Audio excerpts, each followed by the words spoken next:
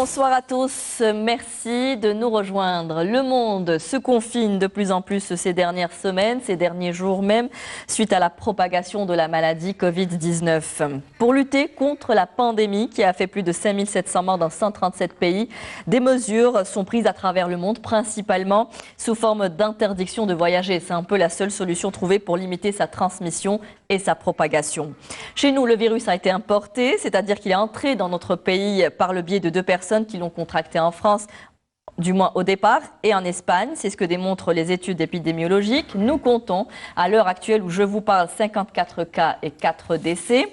Toutes les dessertes de voyageurs aériennes et maritimes entre l'Algérie et la France seront suspendues dès demain. La direction du commerce, la wilaya d'Alger, appelle à la fermeture de plusieurs types de commerces dans le cadre des mesures préventives contre la propagation du coronavirus. Toute forme de rassemblement est bien sûr à éviter. Les écoles, les universités fermées.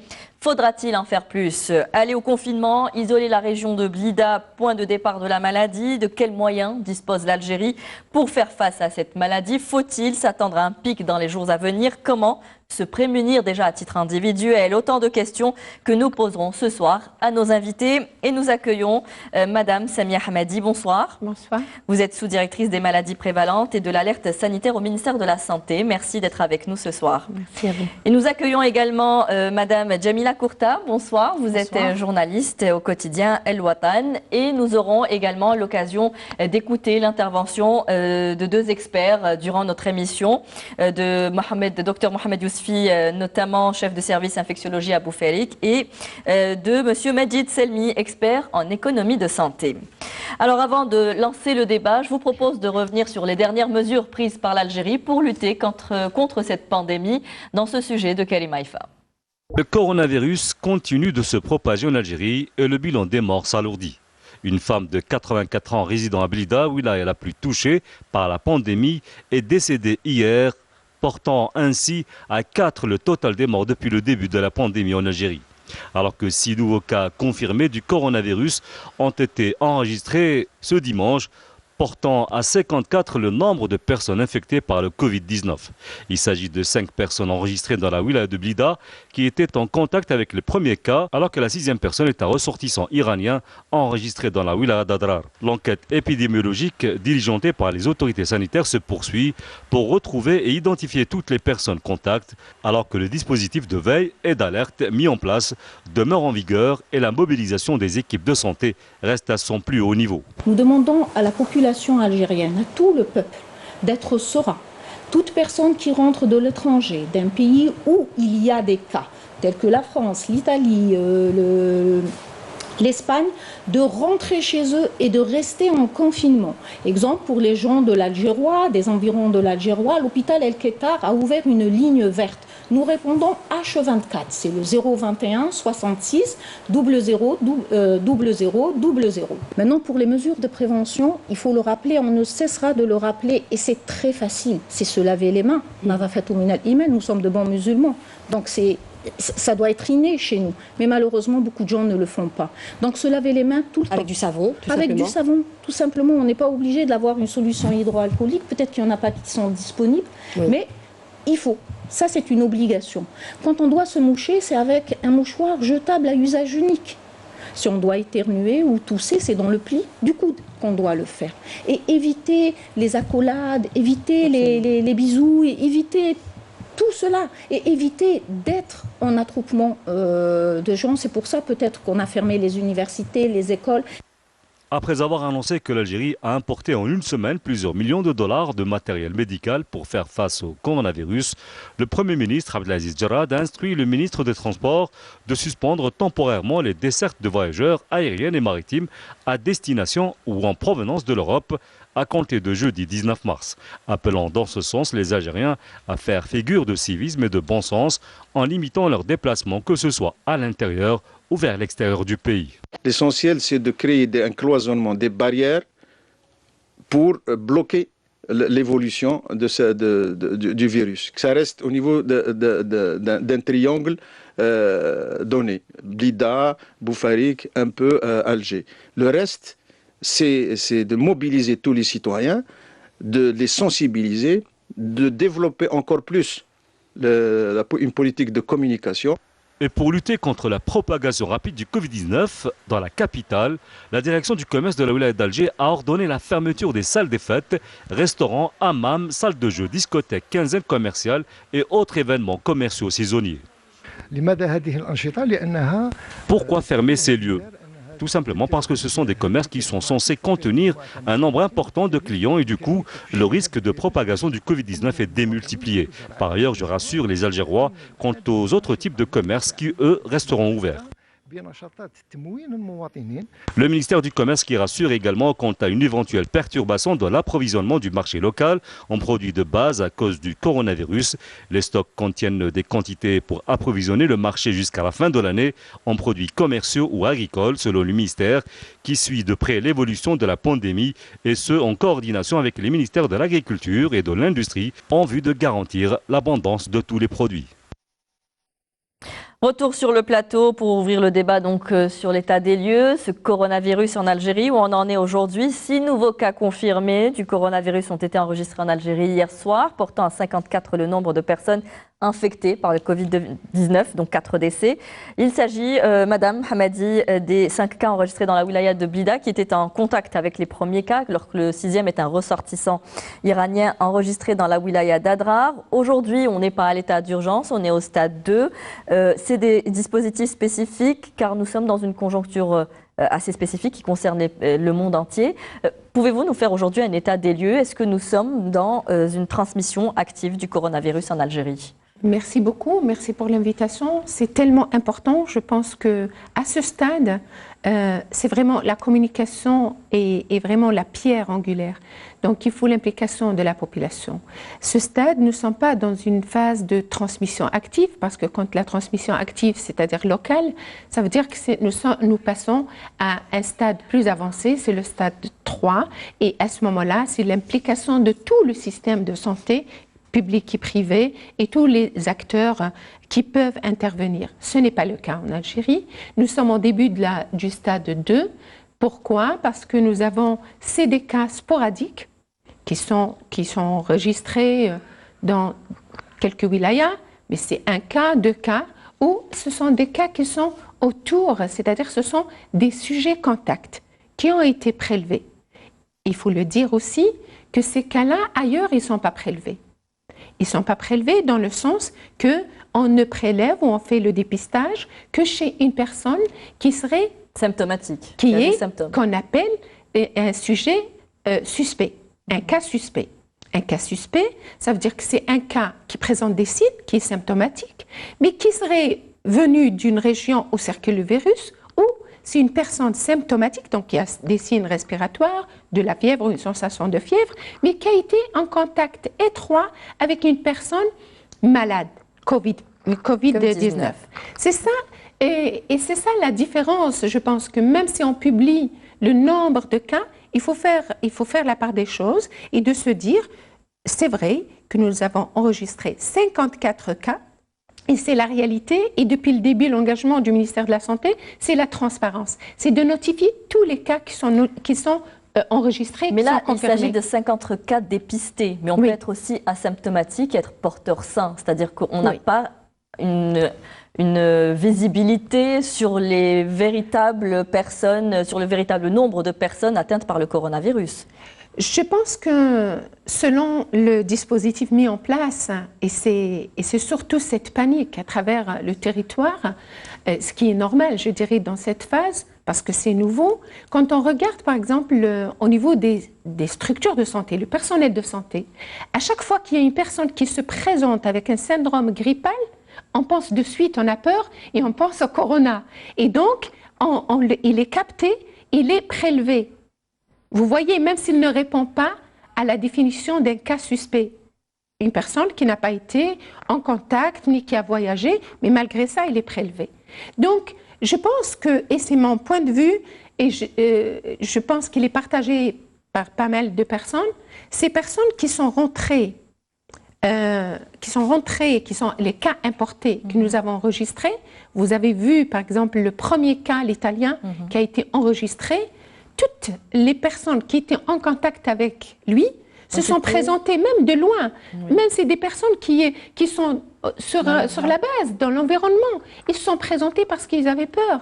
Donc c'est pour ça qu'on dit que les cas, du moins, que nous avons capté les cas. Il faudrait aujourd'hui compter sur la conscience de la population. Nous avons en direct avec nous Dr Mohamed Yousfi. Bonsoir. Vous êtes chef de service infectiologie à l'hôpital de Boufarik, là où le plus grand nombre a été dépisté. Pouvez-vous nous faire un état des lieux aujourd'hui, Dr Yousfi? Bonjour, merci pour l'invitation et bonjour aussi au docteur Hamadi et salam alaikum wa rahmatullahi wa barakatuh.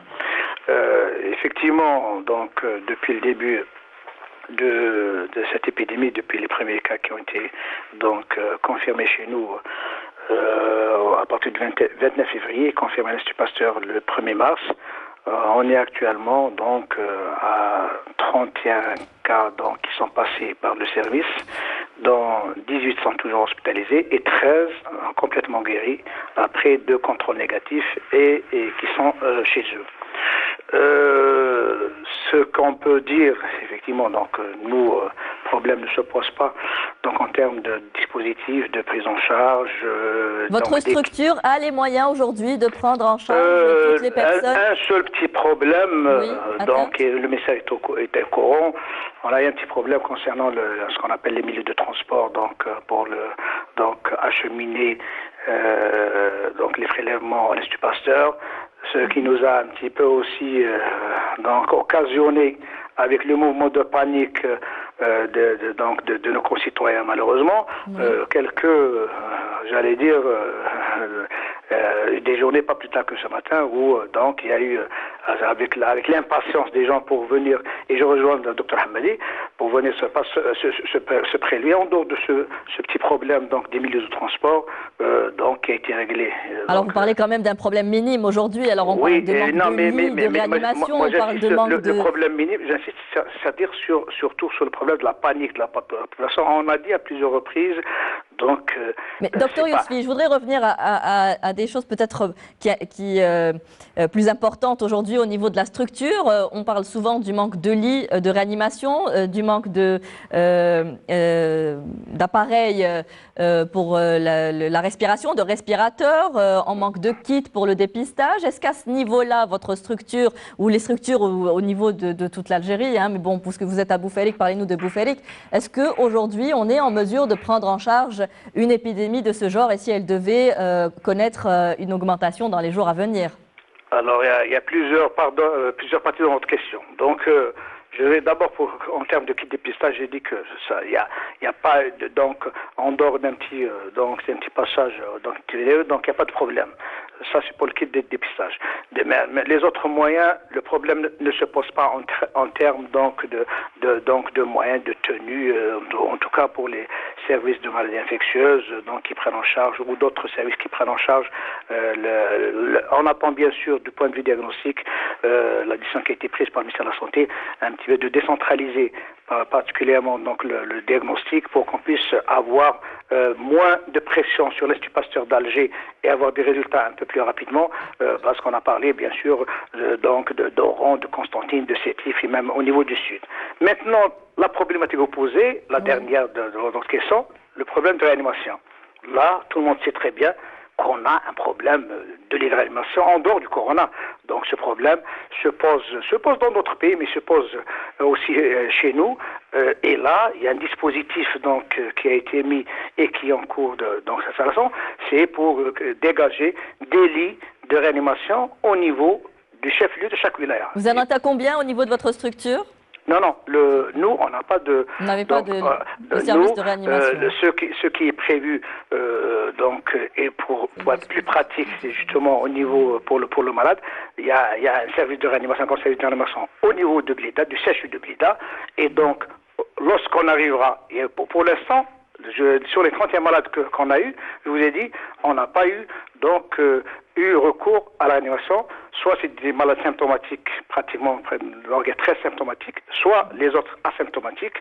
Et donc là, on n'a pas eu recours à la réanimation. Les cas de décès qu'on a eu dans la Bilda, c'était des cas donc de détresse respiratoire qui sont passés directement au niveau du CHU de Bilda. Ils ne sont pas passés par Boufarek. Est-ce que vous pouvez rapidement, excusez-moi, est-ce que vous pouvez rapidement nous dresser les profils de ces personnes qui ont été vraiment atteintes de manière grave du coronavirus? Eh bien, ils ne sont pas différents de ce qui est rapporté dans la littérature et de ce qu'on a vu en Chine et ailleurs. C'est essentiellement des personnes âgées, des personnes avec des comorbidités et surtout des maladies chroniques ou avec un déficit immunitaire, des personnes donc essentiellement, comme je vous ai dit, donc de cette tranche d'âge où le niveau de mortalité est plus important que le niveau général qui est autour de 2%. Donc d'ailleurs, même les décédés, donc on a eu, répondaient à ce critère, sans exclure, ce qui est aussi dans le monde, que le décès peut aussi survenir chez des jeunes, mais c'est très rare. C'est essentiellement c'est arrivé notamment en Italie. Merci, Dr Yousfi, d'avoir été avec nous et d'avoir répondu à toutes nos questions. Merci. Merci à vous. Alors, oui, allez-y. Oui, bien sûr. Parce que là, vous avez posé la question de la réanimation. Vous savez que le Covid-19, c'est en fait, dans plus de 80%, c'est bénin. C'est vraiment très léger. Les personnes guérissent. Il y en a qui ne se rendent même pas compte qu'ils ont été contaminés. Donc, c'est les symptômes d'une grippe ou d'un état grippal. Voire rien du tout. Voilà. Donc, vraiment très, très minime. Donc, il y a 5% qui peuvent passer à un stade qui nécessite ce qu'on appelle des cas sévères. Et ce sont ces personnes-là qui vont et qui répondent et qui sont beaucoup plus, même s'il y a eu quelques jeunes qui ont été rapportés. Donc, les études ont montré aussi qu'on peut être jeune et être contaminé et passer aussi de développer des cas, une situation grave. Donc, là, ces personnes-là, ils ne sont pas hospitalisés au niveau des maladies infectieuses. Aujourd'hui, on a un nombre assez restreint. Vous dites que la transmission n'est pas active. Est-ce qu'il ne faudrait pas peut-être avoir une vision à plus long terme et essayer non, je voulais répondre à ça, justement. On reviendra à la mise en place du dispositif peut-être à plus long terme. Je voudrais d'abord donner la parole à Madame Djemila Kourta. Vous êtes journaliste à l'Ouatan. Vous avez suivi l'évolution de toute cette pandémie du coronavirus aujourd'hui. Est-ce que vous pensez que notre système de santé aujourd'hui a les moyens d'y faire face? Tout d'abord, bonsoir. Moi, je dois dire que la lutte contre la propagation du virus qui actuellement, qui n'a pas de limite, qui a voyagé partout dans le monde, ce n'est pas seulement une affaire des autorités publiques, qui est d'abord une affaire des autorités publiques, mais c'est aussi l'affaire des médias, des professionnels de la santé, qui nous sommes obligés de faire dans la prévention. Donc, la première c'est la seule arme qui reste aujourd'hui. Pour le moment, tous les spécialistes, informer. absolument tous les spécialistes sont unanimes à dire que la meilleure façon de freiner la propagation de ce virus qui se montre très virulent à travers le monde est d'observer certaines mesures de prévention et les respecter vraiment de manière très stricte. D'ailleurs, l'OMS qui a tardé à dire que c'est une pandémie, pour des raisons qu'on pourra peut-être évoquer tout à l'heure, appelle les États à être plus agressifs dans la communication et à mettre en place des mesures peut-être très restrictives, voire confiner des régions, fermer des frontières. D'ailleurs, c'est ce qui se fait à travers le monde. Maintenant, quand on voit le nombre de cas qui sont un peu partout dans le monde, quand je vois qu'aujourd'hui, 6 000 cas à travers le monde, 6 000 décès à travers le monde et seulement 2 000 en Europe. Donc 2 000 qui est en devenu Europe, le nouveau foyer. Qui est considéré comme étant l'épicentre de la pandémie. Et quand je vois tous ces chiffres et quand on nous dit qu'il y a eu ce matin seulement en Italie 368 nouveaux décès en 24 heures, ça franchement devant ces chiffres on ne peut rien dire. Vous pensez que l'Algérie devrait se prémunir et s'attendre à ce qui implique je pense qu'il faut que vraiment... D'ailleurs, les mesures qui ont été prises jusque-là, elles tombent à pic, elles tombent vraiment au bon moment, je pense. Je pense peut-être qu'on aurait pu les prendre il y a une semaine, mais c'est déjà très très bien qu'on a pu prendre ce genre de interdiction des vols. Maintenant, le travail, vous me posez la question, est-ce que le système de santé aujourd'hui est prêt, le système algérien est prêt à répondre en cas d'une épidémie à l'échelle italienne ou française? Je vous dis non. Parce que nous n'avons pas les moyens de l'Italie ni les moyens de la France. On voit les pays avancés eux-mêmes n'arrivent pas à gérer la crise. Donc nous, si on doit agir, c'est au niveau de la population, c'est à un autre niveau, un niveau individuel déjà, respecter toutes les mesures qui ont été mises pour le moment, surtout les mesures d'hygiène. C'est le plus important et c'est très facile à faire, ça ne coûte pas cher. C'est se laver les mains, rester à 1 mètre de part des personnes, éviter les embrassades, éviter les poignées de main, éviter de rester dans les rassemblements, dans les regroupements. Ça peut se faire. Donc, moi, je pense que même si on mettra tous les moyens, aucun pays au monde n'a pu faire face jusqu'à ce jour. On voit maintenant la France qui se dit dépassée par le nombre de cas. Alors, la France qui réfléchit à un confinement total de la population, oui, selon la dernière information. Aujourd'hui, disent que nous sommes saturés. C'est les appels au secours des Italiens, des médecins italiens qui n'arrivent plus à répondre. Qui appellent la population elle-même à prendre ses précautions pour ne pas les submerger. Je pense, même si les États ne peuvent pas faire, par exemple, l'Algérie ne pourra pas faire ce qu'a fait la France ou la Chine, mais c'est aux Algériens de faire beaucoup de choses et on peut peut-être parvenir à freiner cette propagation si on se mettait seulement à respecter les premières règles d'hygiène. Est-ce qu'aujourd'hui, on se projette dans un stade plus avancé, un stade 3 ou stade plus sévère que celui qu'on vit aujourd'hui? Est-ce qu'on pense à mettre d'autres mesures en place, à ouvrir d'autres lieux, mettre en place d'autres lits? Là, on sait qu'il y a une somme importante. Le Premier ministre l'avait annoncé pour faire face justement à tous les besoins actuels, jusqu'à quand ils vont durer. Quel est le plan d'action prévu au niveau du ministère de la Santé? Oui, je vous remercie. En fait, c'est sûr, notre stratégie est la suivante. Nous avons commencé par empêcher l'introduction. Nous sommes en phase 2, ça c'était la phase 1. La phase 2, c'est qu'entre les deux, donc c'est éviter la propagation et bien prendre en charge les personnes atteintes, donc ça, et la phase 3. En tout cas, ce qui est prévu, c'est déjà planifié au cas où on passe à la phase 3.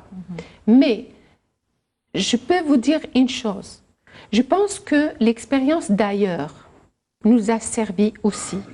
Et j'espère... Vous pensez qu'on a réagi assez tôt? Oui. Parce que je vais vous dire, quand on va regarder l'expérience de l'Italie, quand on regarde l'expérience de la France, qu'est-ce qui s'est passé?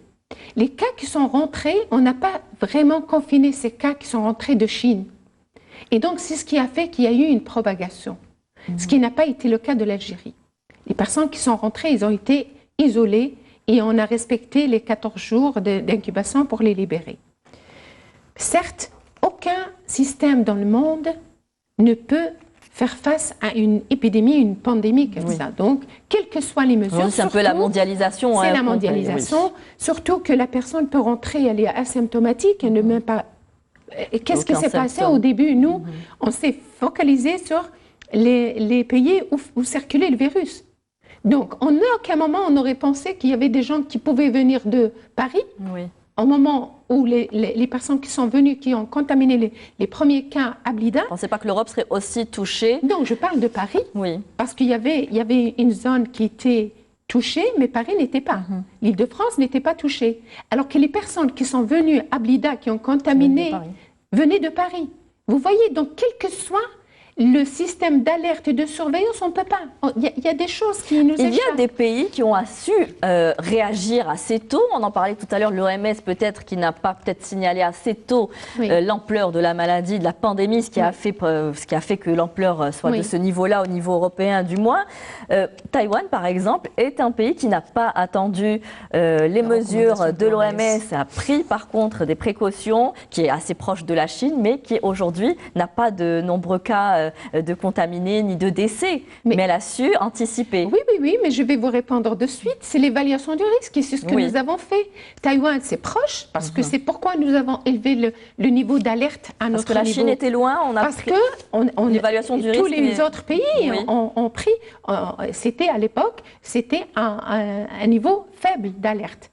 Mais au moment où aujourd'hui, on ne peut plus parler de proximité quand on parle de mondialisation. Oui, mais quand on parle de la Méditerranée, de l'Italie qui est à nos portes, de la France, de l'Espagne, là, le niveau d'alerte a augmenté. Vous voyez, donc, c'est-à-dire c'est notre stratégie ou notre dispositif, il est flexible et adaptable à la situation. on suit de près la situation et on adapte en fonction.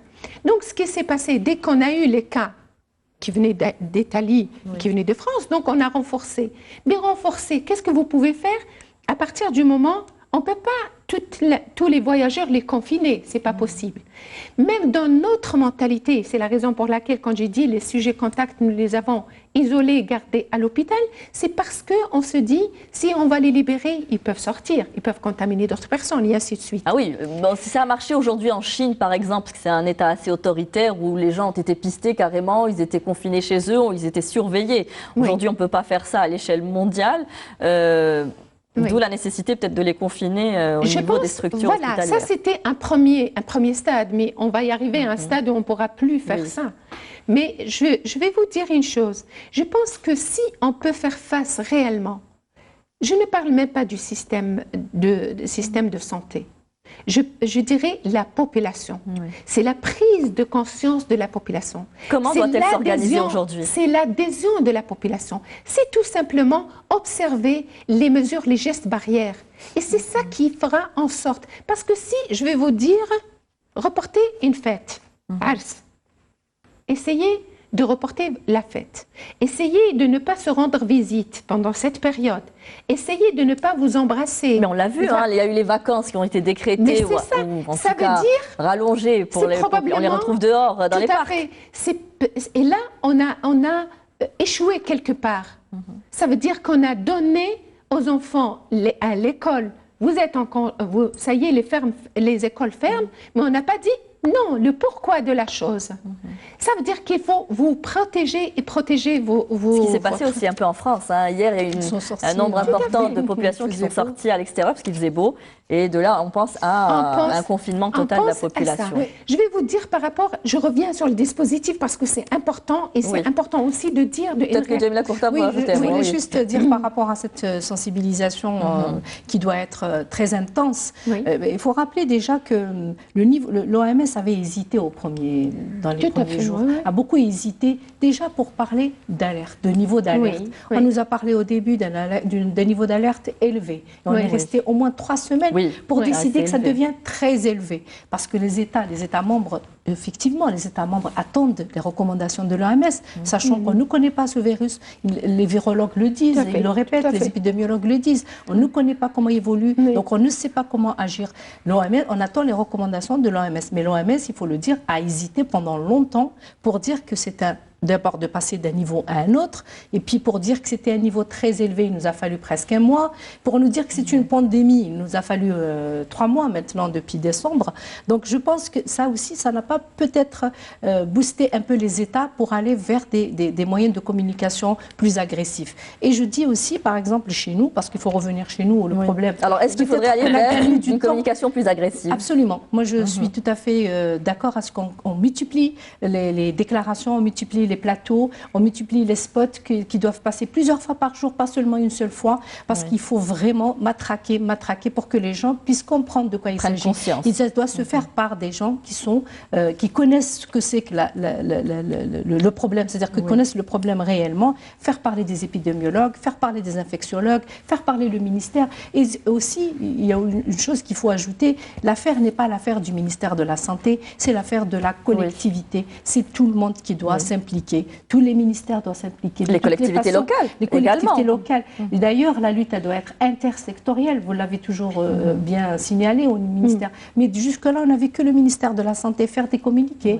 Dire qu'il y a... D'ailleurs, heureusement, les choses ont été vite prises en charge. Par exemple, le numéro vert a été mis en place rapidement. Les communiqués ont été faits rapidement. Mais ça restait très insuffisant. Maintenant, la question, moi, j'aimerais bien savoir... Il y a aussi peut-être un manque de confiance aujourd'hui envers nos institutions qui font qu'aujourd'hui, le citoyen ne prenne pas conscience de la dangerosité de cette pandémie. D'où votre présence, ou la présence en tout cas d'une communication plus agressive, je dirais, serait nécessaire au niveau des médias. Oui, vous vouliez... Oui, je voulais seulement dire, au fait, maintenant, ces mesures qui ont été prises jusque-là, notamment la fermeture de certains services, par exemple les restaurants, les lieux publics, notamment les salles des fêtes, etc. On peut se poser la question, est-ce qu'elles sont suffisantes? Est-ce que c'est suffisant? Maintenant, il faut se poser des questions. Aujourd'hui, les populations continuent à se réunir. Voilà. Il y a aussi les lieux des mosquées qu'il faudrait rappeler. Par exemple, à ce niveau-là, quand on nous dit que l'école, effectivement, il y a beaucoup d'élèves, et la mosquée, il y a encore plus. Quand ils se regroupent 4 fois par jour. Alors, on attend qu'une fatwa soit faite pour cela, mais est-ce que vous, en tant qu'autorité, institution de la santé, n'avez pas votre mot à dire? Nous, on recommande, le ministère de la Santé recommande d'éviter tout rassemblement, quel que soit... Là, on parle d'un rassemblement de 5 personnes, hein. L'OMS parle de 5 personnes carrément. Non. Donc, au-delà... non, je pense que... Un groupement de 5 personnes, oui. On ne va pas y aller jusque-là. Je pense qu'il faut éviter tout rassemblement. Rassemblement, ça veut dire qu'il y a plusieurs personnes et qu'on ne se connaît pas. C'est surtout ça, le problème.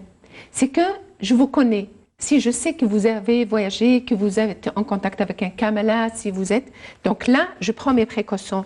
Mais quand je suis dans un groupe plus élargi, hétérogène, je ne sais pas qui est dedans. Et je ne pourrais même pas retrouver le cas. D'autant qu'il peut y avoir des porteurs sains asymptomatiques. Tout à fait. Maintenant, quand on dit je pense que quand vous parlez de la mosquée, je pense que même il y a une formation, une journée d'information et de sensibilisation avec les morshidettes, Fidal Imam avant-hier, et eux-mêmes, ils se disent d'éviter la mosquée en cette période. Les imams doivent aussi peut-être porter leur prêche sur cela. Mais est-ce qu'on doit vraiment, est-ce qu'on doit d'abord demander aux imams de nous dire devant une alerte sanitaire mondiale, c'est pas à l'imam, je pense que ce n'est pas à l'imam de décider. Je pense que ça, c'est à l'État de décider s'il y a lieu vraiment de fermer ces mosquées. Il faut les fermer. L'Arabie Saoudite, j'imagine qu'elle a réduit. Le Koweït a fermé. Oui, je ne vois pas pourquoi nous, on doit toujours être comme ça en retard dans des conditions où on sait que ça peut se multiplier d'une manière extraordinaire. Les gens se lavent avant les prières, ils se lavent à la mosquée. Plusieurs personnes utilisent le même robinet, utilisent la même eau. Ça peut être aussi une source de contamination. C'est la raison pour laquelle on se dit le ministère de la Santé, c'est le conseiller technique. Donc, on recommande d'éviter tout ça. On recommande et on insiste sur les gestes barrières, on insiste sur l'hygiène. Et c'est ça qu'on doit dire. Maintenant, chacun doit prendre ça. Chacun est responsable devant ce qu'il fait. Si moi, je vais être contaminée, je suis responsable si je dois transmettre le virus à quelqu'un d'autre, à ma famille, à mes amis, à mes collègues. Donc, je pense que c'est ça qui est important. Nous, le ministère de la Santé, il a recommandé de ne pas voyager dans les pays et de reporter éventuellement. Il a recommandé de ne pas venir les visites familiales. On recommande de ne pas être proche, d'éviter tout rassemblement. C'est tout ce qu'on peut dire, parce que là, la décision revient à une tutelle. La décision revient à la personne elle-même. Comme on le voit ailleurs dans d'autres pays, il y a eu des mesures beaucoup plus sévères. C'est-à-dire que vous allez dire maintenant, si on va bien faire passer le message, la personne, elle est consciente. Elle sait que si elle va y aller à la mosquée ou si elle va y aller dans un restaurant, elle est exposée ou à une fête ou même, c'est-à-dire quelle que soit la rencontre, elle sait qu'elle est exposée à un risque. Donc, c'est à la personne de prendre cette décision. On appelle à la conscience. Voilà, elle relève du bon sens. Du bon sens. D'ailleurs, l'OMS disait qu'il faut que la population fasse preuve d'intelligence en s'informant et de bienveillance, justement, pour ne pas contaminer également les autres. Oui, mais l'OMS n'a pas donné des restrictions par rapport au voyage, par exemple. Oui, pour les voyages. Jusqu'à présent. D'ailleurs, il faut le relever. Alors, la défaillance du système de santé chez nous, la crainte de la population aujourd'hui est de voir que des pays occidentaux n'arrivent pas eux-mêmes à faire face à cette pandémie. Manque de lits, manque de tests, manque de masques et surtout de respirateurs, appareils essentiels en cas de complications de la maladie. Alors, aujourd'hui, on va parler de cette défaillance du système de santé et de l'importance de la prévention dans ce genre de cas. On va écouter un expert en économie de santé. Je vous propose d'écouter Monsieur Medjid Selmi. Donc, en guise de réponse à ma question qui m'a été posée sur l'efficacité du système de santé algérien face à la pandémie du coronavirus, je dirais que celui-ci n'est pas en mesure de répondre efficacement dans l'état actuel des choses. C'est un système adapté à faire face à des cas de maladies courantes. La réponse à cette pandémie nécessiterait de mettre en place tout un système de veille sanitaire. Donc, qui dit veille sanitaire dit un système d'alerte à tous les niveaux, que ce soit du système de soins lui-même, des collectivités locales, des pouvoirs publics en général, des individus eux-mêmes, avec la mise en place de sentinelles pour identifier les cas de malades atteints et les communiquer au plus vite à une cellule d'écoute chargée de centraliser l'information. La réponse à cette pandémie nécessite également des moyens matériels et humains, à l'exemple des scanners thermiques et des masques réellement protégeants. Leur disponibilité au niveau, ces scanners thermiques et ces masques qui doivent être disponibles au niveau des ports et aéroports afin d'identifier tout cas suspect. Et leur disponibilité aussi, ces moyens aussi doivent être disponibles au niveau du système de soins lui-même. En outre, il faut développer toute une campagne de sensibilisation, de communication et d'information orientée vers le citoyen afin de développer chez ce dernier une culture de santé. Cette culture de santé, il faut surtout la penser et la développer auprès de notre jeunesse, qui est insoucieuse sous l'effet surtout de l'âge. Sans toutefois créer, suite à cette campagne, tout un état de psychose et de panique qui n'aurait pas l'effet souhaité. En définitive, il faut agir par le biais de la prévention. Celle-ci est moins coûteuse qu'une prise en charge réelle de la maladie qui, elle, est très onéreuse. L'OMS suggère de restreindre l'utilisation de billets de banque pour réduire la propagation du virus, alors que nous sommes une économie qui recourt à l'utilisation de billets de banque dans toutes dans nos transactions quotidiennes. Donc il faut également orienter cette campagne dans ce sens, puisque la propagation du virus peut intervenir par ce billet. Voilà, aujourd'hui, donc, selon cet expert en économie de santé, M. Majid Selmi, notre système de santé est défaillant et n'est pas en mesure de faire face à une pandémie de cette ampleur. Djamila Kourta, vous pensez aussi que le système de santé aujourd'hui n'a pas su réagir ou du moins n'a pas su se réformer à temps? En fait, oui et non. Oui et non. On ne peut pas dire que c'est pas... C'est-à-dire que le système de santé en termes de structure, si vous parlez en termes de structure, parce que le système de santé, quand on réagit à une épidémie de telle ampleur, effectivement, il faut d'abord avoir des plans d'action, des plans de riposte. Le ministère de la Santé, jusqu'à présent, il faut le dire, s'est déjà préparé dès le départ. Il a été parmi les premiers... C'est au niveau des structures aujourd'hui que le bas blesse. Que le problème, voilà, le problème se pose. Au fait, parce que le ministère de la Santé, dès le 25 janvier, avait déjà mis son dispositif d'alerte et de surveillance. Toutes les choses étaient prêtes, enfin tous les mécanismes. On en avait déjà parlé sur notre plateau. Tous les mécanismes ont été mis en place, que ce soit au niveau des frontières, que ce soit déclenchement c'est ce qu'ils appellent eux le déclenchement pour dégager les lits dans les structures, parce que au fait c'est un plan qui était déjà prêt pour la grippe saisonnière H1N1 en 2009. Donc c'est le dispositif qu'on réactive à chaque fois. Pour la grippe compliquée. Maintenant, si on revient aux structures, il faut le dire, il ne faut pas se le cacher, effectivement, nous n'avons pas les structures adéquates pour prendre en charge des cas graves. Parce qu'il faut se limiter à ça. Parce que les cas qu'on reçoit jusqu'à présent, d'après les épidémiologues et d'après les infectiologues, sont des cas qui sont quand même bénins. Ils les considèrent comme étant bénins, bien qu'on ait 4 décès qui ont été quand même enregistrés dans la région de Blida et de Boufarik, même un décès à Alger.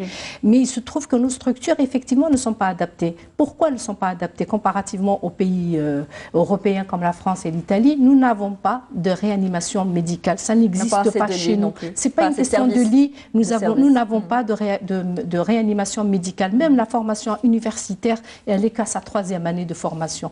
Donc nous avons des réanimateurs anesthésistes. Oui, nous avons des unités de réanimation dans les services médicaux, par exemple en gynécologie, en chirurgie. Nous avons effectivement des unités. Ça peut-être Madame Hamadi le dira mieux que moi. Mais effectivement, nous n'avons pas de service de réanimation médicale. Nous n'avons pas de spécialistes réanimateurs. Au mot, enfin au sens propre du mot. Donc effectivement, ce que nous souhaitons nous, c'est justement de ne pas arriver à des cas graves, espérant que c'est pour ça que nous insistons. Faut-il se baser uniquement aujourd'hui que sur la prévention? Nous insistons sur la prévention à titre individuel et collectif. C'est le seul moyen qui pourra nous faire échapper au scénario italien. Des jeunes au scénario italien. Maintenant, le ministère de la Santé, effectivement, doit maintenant se pencher et j'espère que ce qui est arrivé en Italie nous servira de leçon pour l'avenir, pour préparer justement ces structures et les mettre et les adapter. On a investi de l'argent. Il y a eu beaucoup d'argent qui a été investi dans le secteur de la santé. Mais ça a été fait peut-être, je ne sais pas, on ne peut pas faire le procès aujourd'hui de ceux qui ont géré ce secteur, mais il se trouve qu'il y a beaucoup d'insuffisances, il faut le dire. Nos structures ne pourront pas y faire face si on nous arrive à voir le nombre de cas. Maintenant qu'on arrive à enregistrer 3-4 cas par jour, et le jour où on arrivera à enregistrer 100 jusqu'à 120, 200, l'Espagne a enregistré aujourd'hui 2000 cas. Oui. Comment on va faire? Pour une Donc journée. il faut vraiment... Alors que sait-on justement de la létalité de ce virus, c'est-à-dire le rapport entre le nombre de cas détectés et le nombre de décès? On parle de 4 décès contre 54 cas contaminés. Est-ce que là, le taux n'est pas trop élevé aussi? Oui. Alors, je ne sais pas si je dois parler de ça ou j'ai envie quand même de réagir par rapport à si nous sommes en mesure de faire face ou pas. Oui, vous avez parce que c'est tellement important. De par le monde, on vous dit que la seule unique arme, c'est la prévention. Ce n'est pas la prise en charge. Parce que je vais vous dire, quand c'est la prise en charge, si c'est des cas bénins, il n'y a pas de souci, il y a une prise en charge au niveau des hôpitaux et on peut en faire face parce que c'est le cas de H1N1. On a vécu des épidémies avant et donc on a enregistré 22 morts depuis le 1er février pour la grippe saisonnière. Vous voyez, je veux dire justement que la comparaison est possible entre la grippe saisonnière et le coronavirus. Est-ce que la rapidité de sa propagation est la même? Alors, non. Non, il y a une différence, c'est-à-dire que le coronavirus, même si on ne connaît pas beaucoup de choses là-dessus, c'est les connaissances qui sont disponibles et qui sont publiées, et on essaye de suivre de près les publications scientifiques, c'est qu'il se propage plus vite. Le taux de mortalité il est légèrement plus élevé que la grippe saisonnière, mais ce qu'il y a, c'est que les personnes qui développent c'est-à-dire qu'il y a l'évolution assez rapide.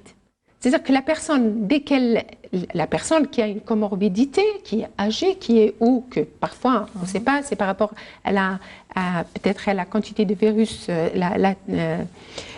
qui est dans le corps d'une personne, il y a une rapidité pas possible. C'est-à-dire que la personne, elle commence à développer des signes et dès qu'elle passe, au bout de 48 heures, elle est au stade sévère. Ce qui est problématique aujourd'hui. C'est ce qui est problématique et c'est ce qui explique un peu les décès que nous avons enregistrés. Parce que, je vais vous dire, le cas qui est arrivé, par exemple, je prends un exemple, le cas qui a été enregistré à Abni-Messous, c'est quelqu'un qui est arrivé agonisant. Donc c'est quelqu'un qui c'est pas un problème de prise en charge. Il était déjà quasi mort avant d'arriver à l'hôpital. Quand il est arrivé, c'était pour le réanimer. Vous voyez, ce n'était pas une question de prise en charge. Certes, il faut se dire que ces personnes qui sont à risque et qui risquent de développer rapidement, que s'ils ont des signes, et ce que nous sommes en train de faire, c'est pour ça que je vous dis, il y a un système qui est en place et on essaie d'identifier les cas à temps précocement parce qu'on enregistre tous les cas qui développent des grippes compliquées, qui sont prélevés pour la grippe, ils sont d'emblée, et le prélèvement est d'emblée analysé pour le coronavirus. Alors maintenant, ce n'est pas assez systématique. Donc, oui, moi je voulais seulement, par rapport au diagnostic, parce que c'est très important, effectivement, depuis les premiers cas, donc on essayait de dépister à chaque fois. Ce qui est bien chez nous, au fait, c'est parce que nous avons beaucoup d'unités d'infectiologie. Et ça a été développé depuis des années, par rapport à la tuberculose, par rapport au VIH-Sida.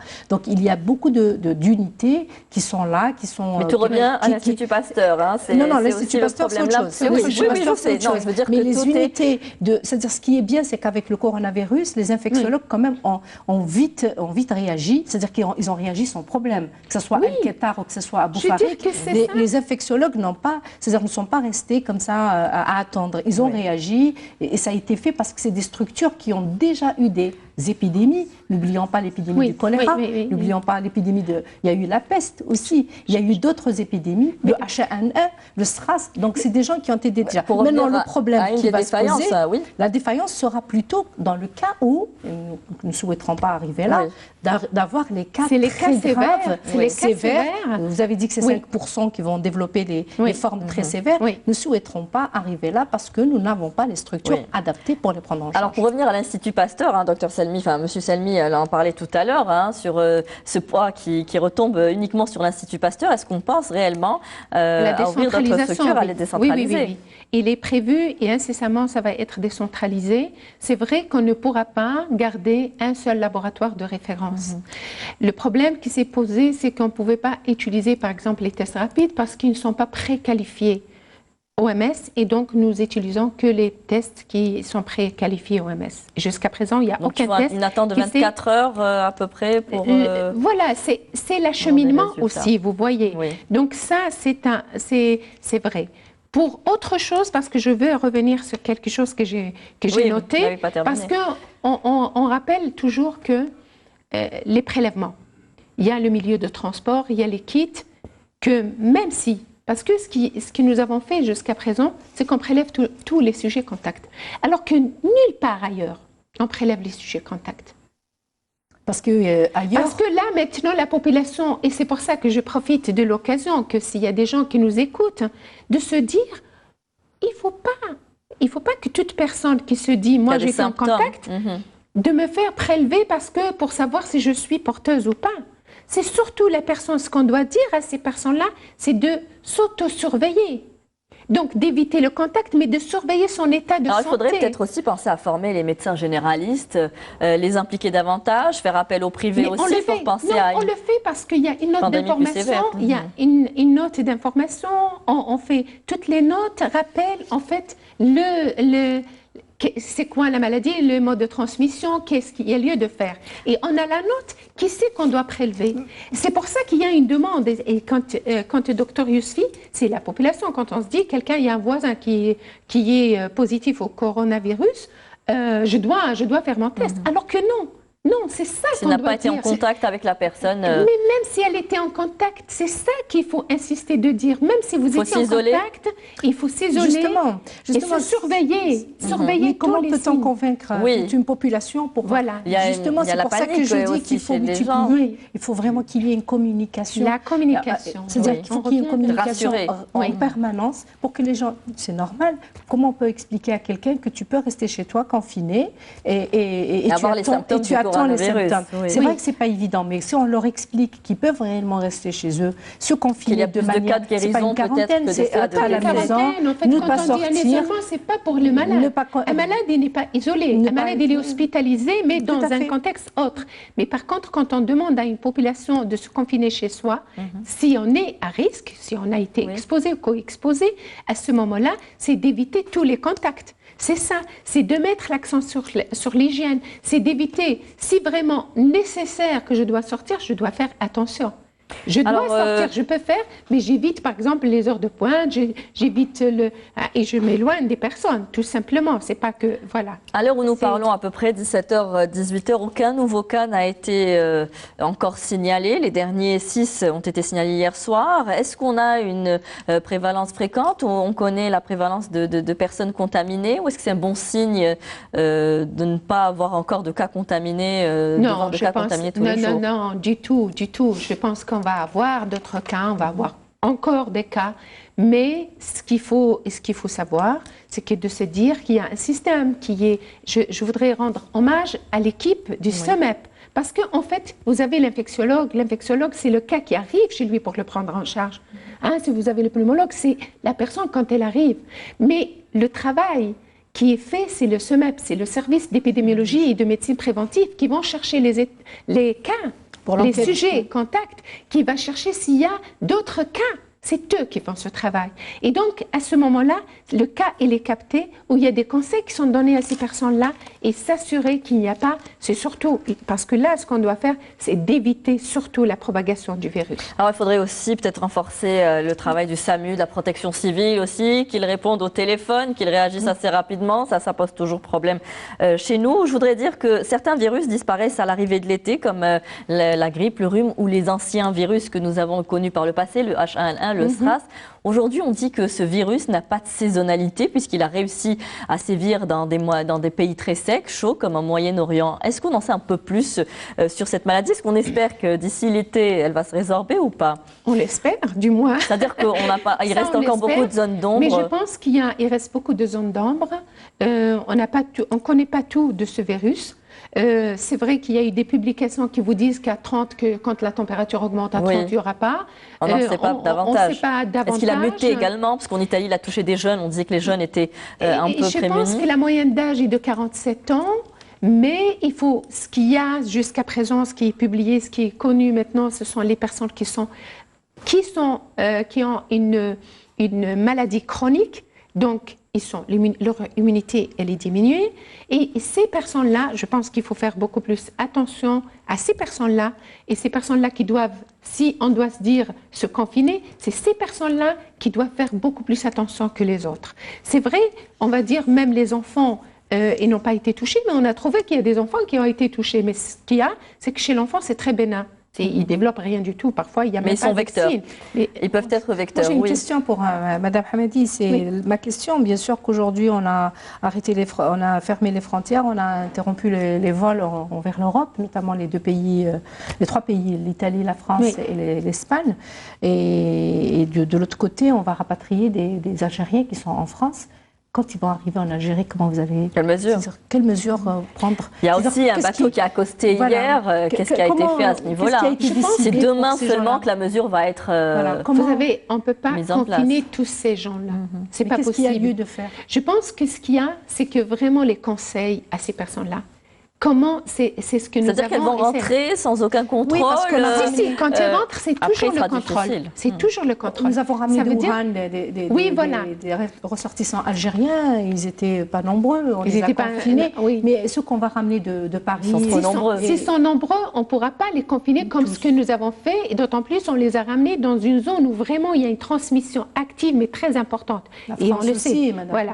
Aujourd'hui, la lutte se base aussi sur la traçabilité des patients. Les personnes qui vont rentrer, on ne sait pas où est-ce qu'ils étaient, parce que, comme vous le savez, la France, c'est pas toute la France où la transmission, elle est active, mais la vigilance doit être de mise. Ça veut dire que toutes les personnes qui vont rentrer, ils sont, bien sûr, au niveau avec les caméras et avec un questionnaire, avec le contrôle sanitaire aux frontières. Déjà, s'il y a une personne qui est symptomatique, donc elle va être isolée, elle va être envoyée à l'hôpital, orientée, transférée dans les conditions de sécurité, d'hygiène absolue. Mais les personnes qui ne seront pas, qui n'ont pas de signes, donc ils recevront des conseils pour rester chez eux, de se confiner. Et on espère que ces personnes-là vont respecter et éviter quand même de transmettre pour eux, pour leur famille et pour la population. Alors on arrive au terme de l'émission. Je ne sais pas s'il nous reste du temps pour un dernier mot sur la prévention. C'est la fin, voilà, donc très rapidement, aujourd'hui, on compte donc sur la sensibilisation, l'information et sur les bons gestes à adopter au niveau de la population. Rester chez soi, ne pas se regrouper ou ne pas aller dans des lieux où il y a beaucoup de monde. Se laver les mains régulièrement, bien sûr. Voilà, de ne pas s'embrasser, de ne pas s'embrasser, de ne pas se saluer de loin, de rester à 1 mètre de distance. Merci, merci d'avoir participé à cette émission. Merci à vous tous de nous avoir suivis. Très bonne fin de soirée sur Canal Algérie. Au revoir et à très bientôt. Merci.